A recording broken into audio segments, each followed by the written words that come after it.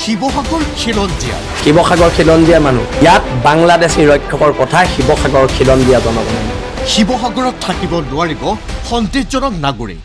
শিৱসাগৰত বহিৰাগত সন্দেহযুক্ত মানুহ খেদি নিয়ে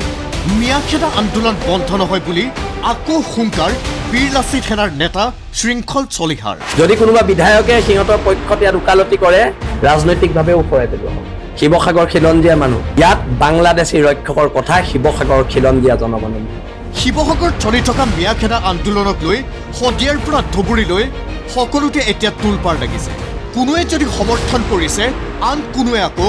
আইন শৃংখলা মৌলিক অধিকাৰ খৰ্ব হোৱাৰ অভিযোগ উত্থাপন কৰিছে এই সকলোবোৰক লৈ ভিন্ন পক্ষৰ যুক্তিতৰ্ক অব্যাহত থকাৰ সময়তে বীৰ লাচিত সেনাৰ নেতা শৃংখল চলিহাৰ হুংকাৰ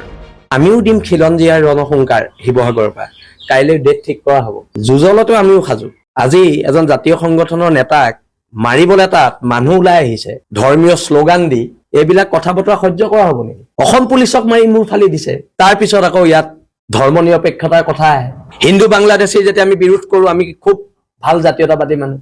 আমি মুছলমান বাংলাদেশী যেতিয়া বিৰোধ কৰোঁ আমি লগে লগে সাম্প্ৰদায়িক বিজেপিৰ এজেণ্ট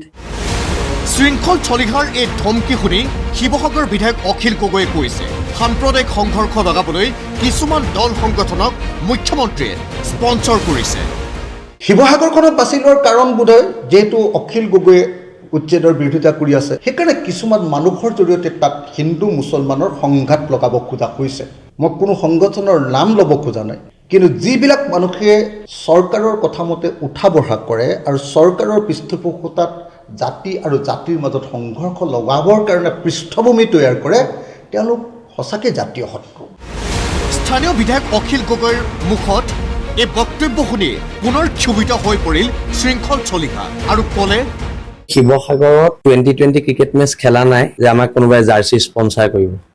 এইটো কথা মই স্পষ্টকৈ কৈ দিছো আমাৰ বিধায়কগৰাকী যদি অখিল গগৈ ডাঙৰীয়াই কৈছে যে কোনোবা দল সংগঠনক স্পন্সাৰ কৰিছে আপুনি মুখ্যমন্ত্ৰীক মুকলিকৈ প্ৰত্যাহ্বান জনাই আপুনি সোধক যে মুখ্যমন্ত্ৰীয়ে কোন দল সংগঠনক স্পন্সাৰ কৰিছে সোধক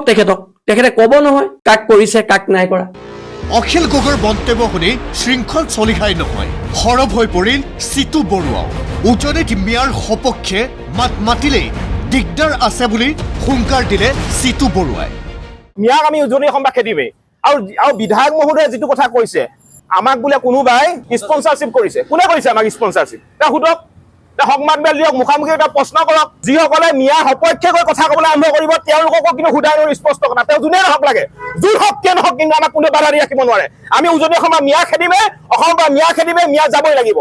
আনহাতে বীৰ লাচিত সেনাসহ একাংশ দল সংগঠনে শিৱসাগৰত ভাৰতীয় নাগৰিকৰ মৌলিক অধিকাৰ খৰ্ব কৰাৰ অভিযোগ আনি অখিল গগৈ পুনৰ কৈছে মুখ্যমন্ত্ৰীয়ে জগৰীয়া শিৱসাগৰত সৃষ্টি হোৱা সাম্প্ৰতিক পৰিস্থিতিৰ বাবে শিৱসাগৰ প্ৰশাসনক ষ্ট্ৰিক্টলি মই নিৰ্দেশ দিছোঁ যে তেওঁলোকে যেন কাকো আইন হাতত তুলি ল'বলৈ অনুমতি নিদিয়ে তেওঁ মুছলমানেই হওক তেওঁ হিন্দুৱে হওক মই ইতিমধ্যে ডিজিপি আৰু অসমৰ মুখ্যমন্ত্ৰীক জনাই দিছোঁ যে আপোনালোকে শিৱসাগৰত পুলিচৰ ছত্ৰছায়াত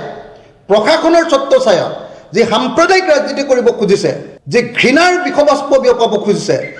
বিভিন্ন জাতি জনগোষ্ঠীৰ মাজত সংঘাত লগাই এক অস্থিৰ পৰিৱেশ সৃষ্টি কৰিব খুজিছে এইটো কেতিয়াও আমি কৰিবলৈ নিদিওঁ পিছে অখিল গগৈয়ে এইদৰে ক'লেই নহ'ব শিৱসাগৰ আৰক্ষী আয়ুক্ত আৰু জিলায়ুক্তৰ কাৰ্যালয়ৰ সন্মুখত বহি প্ৰতিবাদ কৰিব লাগিব দাবী ওলামা কাউন্সিল অসমৰ অন্যথা অখিল গগৈক নামনিত গৈ মিয়া প্ৰীতি নেদেখুৱাবলৈ সকিয়নি সংগঠনবোৰ ভাৰতৰ একোজন তেওঁলোকে নাগৰিক হয় কোনো বাংলাদেশী নহয় কোনো সন্দেহজনক নহয় তথাপিও তেওঁলোকক কিয় বাংলাদেশী বুলি কৈ তেওঁলোকক কিয় সন্দেহজনক বুলি কৈ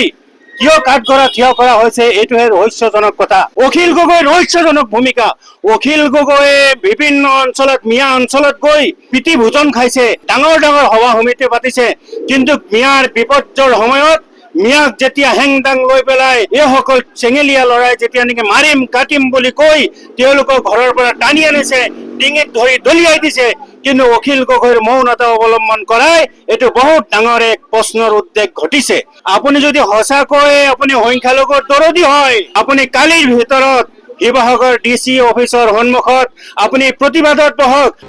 শিৱসাগৰত সৃষ্টি হোৱা এই অনাকাংক্ষিত পৰিস্থিতিৰ বাবে মুখ্যমন্ত্ৰীক জগৰীয়া কৰি কংগ্ৰেছ AIDFও ক'লে ৰাজ্যত চলি থকা সমস্যা ঢাকিবলৈ হিন্দু মুছলমানৰ ৰাজনীতি কৰি নিৰ্বাচনী বৈতৰণি পাৰ কৰাৰ চেষ্টা চলাইছে হিমন্ত বিশ্ব শৰ্মাই। আমাৰ পুলিচ বিভাগ সম্পূৰ্ণৰূপে নিৰ্বিকাৰ হৈ আছে। আজি ইমান ঘটনা ঘটি থকাৰ পিছতো তেওঁলোকে যে কোনো আইন হাতত তুলি লোৱা ব্যক্তিৰ বিৰুদ্ধে বিহিত ব্যৱস্থা লোৱা নাই, এই কথাটো প্ৰমাণ কৰে যে গৃহ বিভাগ সম্পূৰ্ণ ব্যৰ্থ হোৱাই নহয়, খুদ মুখ্যমন্ত্ৰী নিজে এই দুষ্কাৰ্যবিলাক সংগঠিত কৰাৰ কাৰণে তেখেত নিজে উচতনি দি তেওঁ মৌ জোল খোৱাৰ কাৰণে তেওঁ ২৬ৰ শাসনভাৰ কেনেকৈ হাতত ল'ব পাৰি তাৰে এটা অখৰা কৰি আছে। ৰাজ্যৰ পুলিচ প্ৰশাসন হিমন্ত বিশ্ব শৰ্মাৰ গোলাম হৈছে আৰু তেওঁলোক যে বিক্ৰী হৈছে এই কথাটোকো প্ৰমাণ কৰিছে উজনি অসমত এই শ্ৰমিকসকলক কৰা অত্যাচাৰৰ ফলত। ভাৰত ৰাষ্ট্ৰৰ ভিতৰত মানুহৰ গণতান্ত্ৰিক অধিকাৰ আছে, তেওঁলোকে ৰাষ্ট্ৰ এঠাইৰ পৰা আন ঠাইত গৈ জীৱিকাৰ কাৰণে যাব। নিজৰ ৰাজনৈতিক স্বাৰ্থত হিমন্ত বিশ্ব শৰ্মাই আজি উজনি অসমত মুছলমান শ্ৰমিকসকলক তেওঁ অত্যাচাৰ কৰি আছে। Bureau report ND24।